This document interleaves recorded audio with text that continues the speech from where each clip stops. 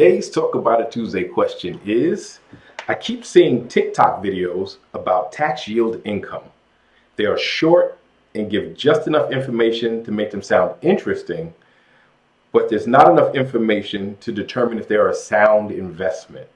In fact, most of them seem too good to be true.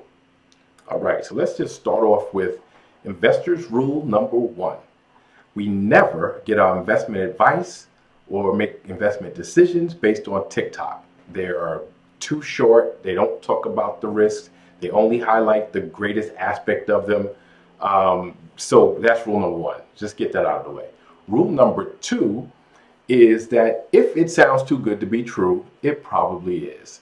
So now let's get into this tax yield income. So tax yield, the yield means a return. And so how do you get a return on taxes? In most cases, people are talking about tax lien certificates. So what is a tax lien certificate? So if you own a property, you must pay property taxes. If you fail to pay your property taxes, your county, your city, whatever municipality, your township, whatever you're in, has a right to put a lien, meaning a claim to your property, if you fail to pay the taxes to be able to take your property. Most municipalities do not want to take properties, and so in 39 different states, plus Washington, D.C., and I think the Virgin Islands and Puerto Rico too, but in 39 states plus Washington, D.C., they do what they call tax lien auctions, meaning instead of trying to pursue the debt further or trying to take the property, they will sell the debt to bidders at an auction.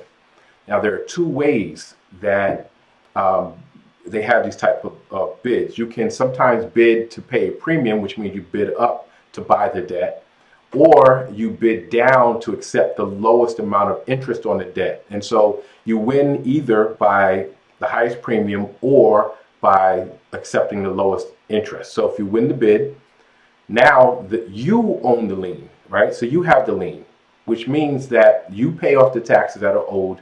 Now that homeowner must pay you plus the interest, plus some fees, and if you pay the premium, sometimes the premium. They have a certain time frame in which they must pay. So it ranges from 3 months all the way up to, in some states, 3 years. And so during that time period, if they do not pay, right? And so if they do not pay it in full, you have a right to start a foreclosure action. If you are able to successfully foreclose on the property, that means you take possession of the property for whatever you ended up paying at the auction, right? So that's the big draw on TikTok. But the reality is that's probably not going to happen because only 2% of winning bids end up where the winning bidder actually ever takes possession of the property. Because in 98% of the cases, the homeowner finds a way to pay off the debt. So if you're going into it with this idea that, oh, I'm going to pay off a couple $1,000s in taxes and end up with a $300,000 property, then you're fooling yourself. But can you make money doing this? Absolutely. Because in 98% of the cases, people do pay what is owed plus the interest. The interest can range from between 10 to 18%. So if you paid $1,000, in taxes, and this person pays you 18% on that, that's not bad, right? You get $180 on your $1,000, way better than what the bank would give you, way better than what bonds give you, even better than what an index fund gives you. The problem is it's not residual income. It's a one-time thing. It's not like you're getting 18% annually. You're getting 18% fixed on that debt. So it's not super lucrative. And then here are the issues with it. You probably will not win a bid. It is highly, highly competitive at the auctions.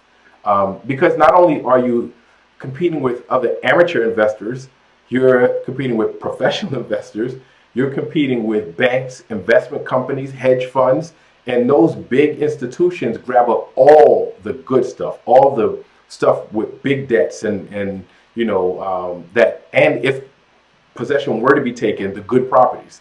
And so all that's left are the small debts and the properties that nobody would probably want to take possession of if the person defaulted. So you have to consider that, check out the property. Is it a property that if the person didn't pay, you want to take possession of? Because now you have all of its problems and challenges too. Maybe you have tenants that aren't paying now and you have to evict them. Maybe you have to deal with the massive disrepair. When people stop paying taxes, they stop repairing their homes too because they don't have the money. Maybe you have to deal with other liens that stop you from taking possession of the property. And so there are all these other issues you have to consider. So can you get a return? Is it a sound investment? Very difficult to acquire. And when I say that, difficult to acquire, not that there's a shortage, right? Because in those 39 states, there are about 2,500 jurisdictions, townships, counties, cities that offer these types of sales. It's just super competitive to get the good ones. And like I said, it's fixed. It's over. It's over in either 3 months or it's over in the longest 3 years. But either way, it's a fixed return. So it's not residual income. And you have to decide, is that how you want to tie up your money? And you have to decide if, they don't pay, what are you going to do? Are you going to walk away from it? Because the lien doesn't last forever. There's a time frame for that too. Great question though, but it's not as great as TikTok, says it is. But I'd love to hear your comments. I'd love to hear if you've done it before. Love to hear your suggestions. Keep the questions coming. Keep the comments coming. Please like, share, subscribe, and I'll see you next Tuesday.